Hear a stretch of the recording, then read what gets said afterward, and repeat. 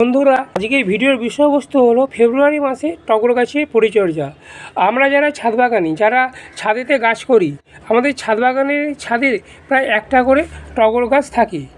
ফেব্রুয়ারি মাসেতে যদি আমরা ছোট ছোট কিছু গুরুত্বপূর্ণ পরিচর্যা এই টগর গাছগুলোতে করতে পারি, তাহলে আগামী দিনে মানে গ্রীষ্মকাল এবং বর্ষাকাল জুড়ে গাছটাকে যেরকম আমরা অনেকটা বেশি ঝাঁকড়া করতে পারবো, সেই রকম এই গাছগুলো থেকে আমরা অনেক বেশি পরিমাণে ফুল পাবো। বন্ধুরা, আমি তোমাদের কাছে একান্তভাবে অনুরোধ করব যে আজকের এই ভিডিওটা তোমরা একটু স্কিপ করো না। স্কিপ করলে তোমরা টগর গাছ সংক্রান্ত কিছু গুরুত্বপূর্ণ তথ্য মিস করবে।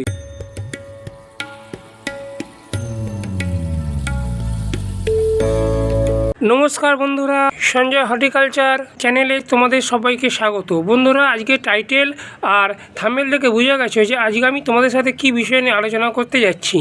শীতকাল আসার সাথে সাথে আমাদের এই টগর গাছগুলো ডরমেন্সি পিরিয়ড বা শীত ঘুমে চলে যায়।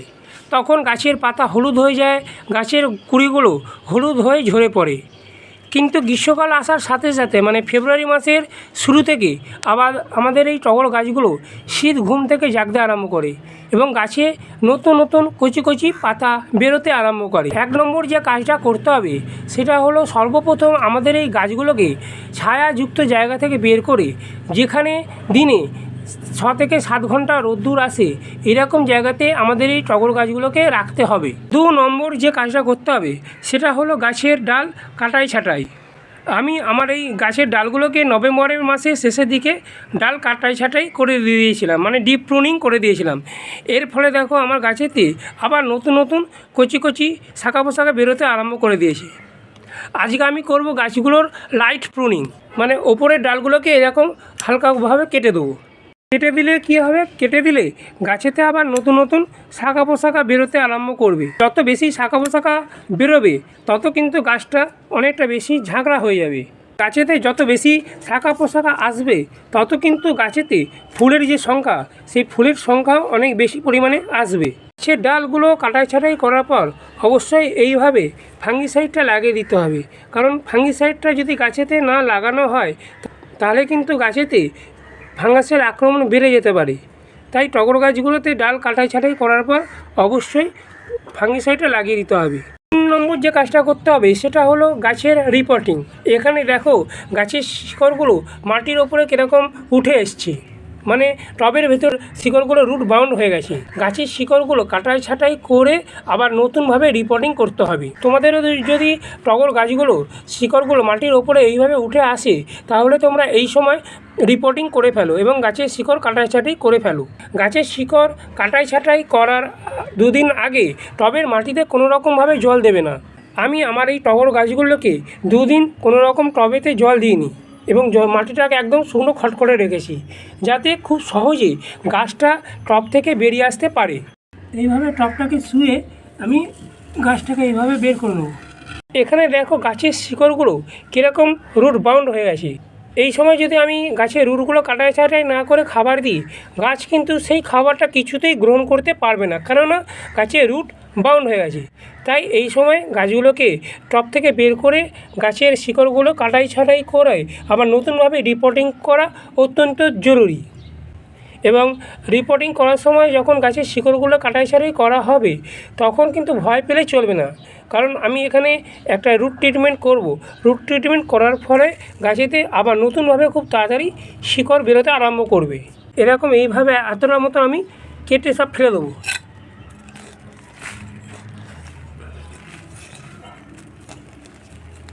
সাইড থেকে এটাকে মাটিগুলো ছাড়িয়ে দেবো। এগুলো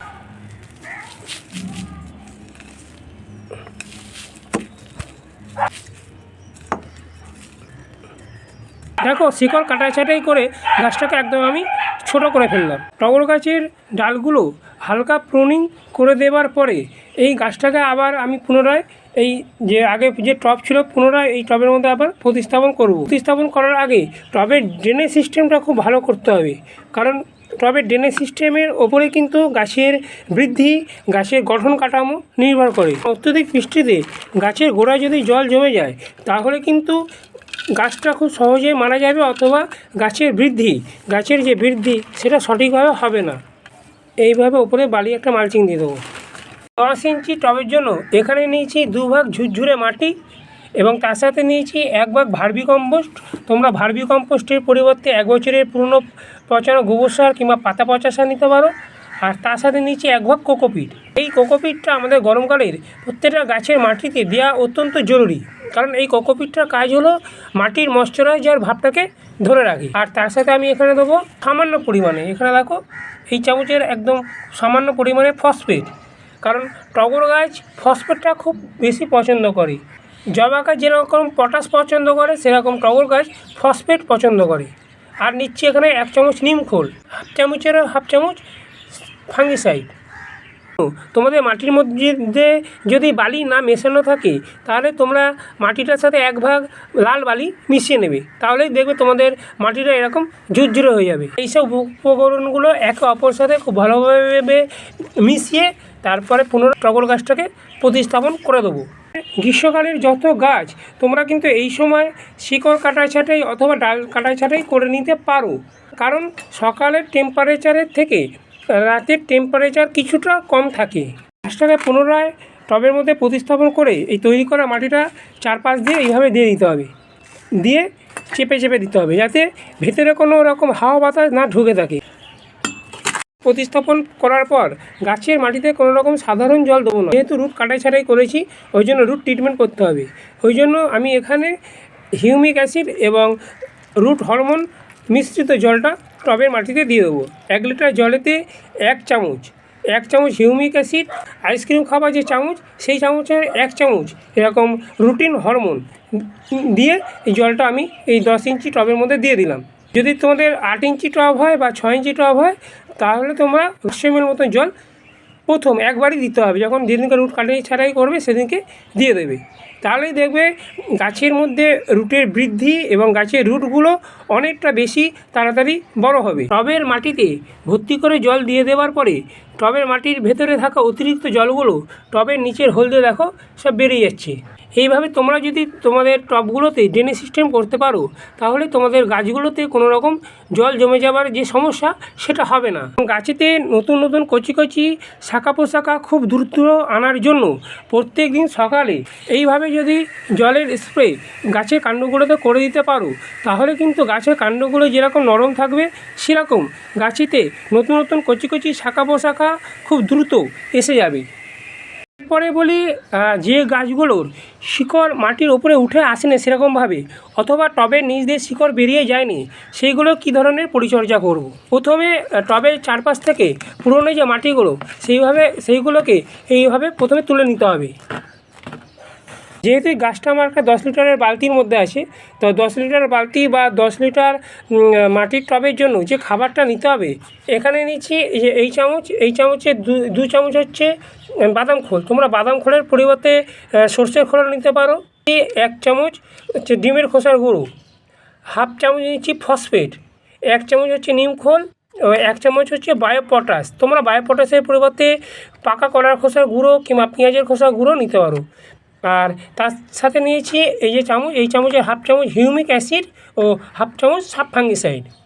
এই উপাদানগুলো ভালোভাবে একে অপরের সাথে খুব ভালোভাবে মিশিয়ে টবের ধার বরাবর এইভাবে দিয়ে দেবো।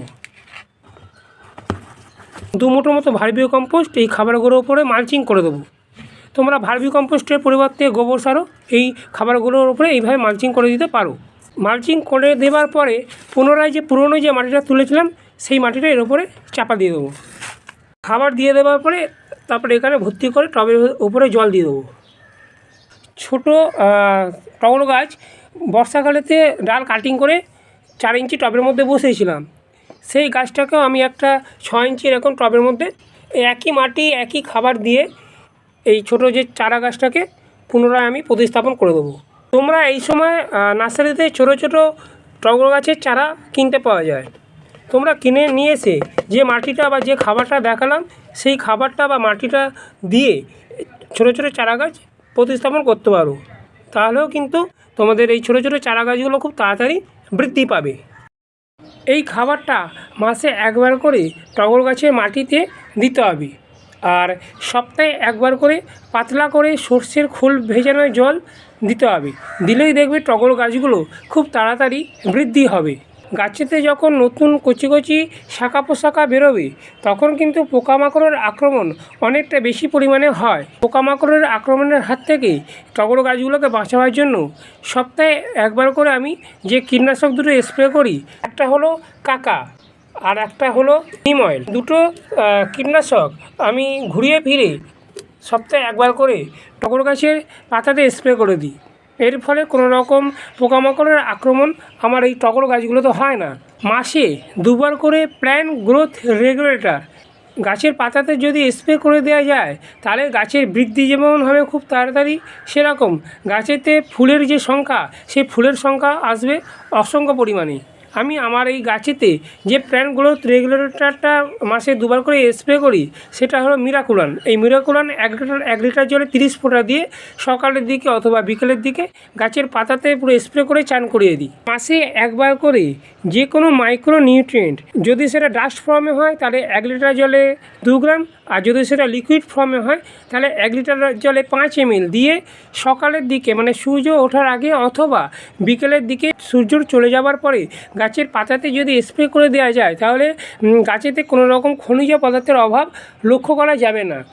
আর মাসে একবার করে যে কোনো ফাঙ্গিসাইড গাছের পাতাতে স্প্রে করে দিতে হবে, তাহলে ফাঙ্গাসজনিত লক্ষণ এই টগর গাছগুলোতে আর দেখা যাবে না। বন্ধুরা, এটা ছিল ফেব্রুয়ারি মাসে টগর গাছের পরিচর্যা সংক্রান্ত বিষয়ে আলোচনা। যদি আমার এই ভিডিওটা তোমাদের এতটুকু উপকারে লাগে তাহলে অবশ্যই এই ভিডিওটাতে একটা লাইক দিও এবং চ্যানেলটাকে সাবস্ক্রাইব করে আমার পাশে থেকো এবং পাশে থাকা যে বেল আইকনটা সেটা প্রেস করে দিও। প্রেস করে দিলে কী হবে, আমি যখন নতুন নতুন ভিডিও আপলোড করব যাতে সহজেই তোমাদের কাছে খুব তাড়াতাড়ি পৌঁছে যেতে পারে। সবাই তোমরা খুব ভালো থেকো এবং সুস্থ থেকো। নমস্কার।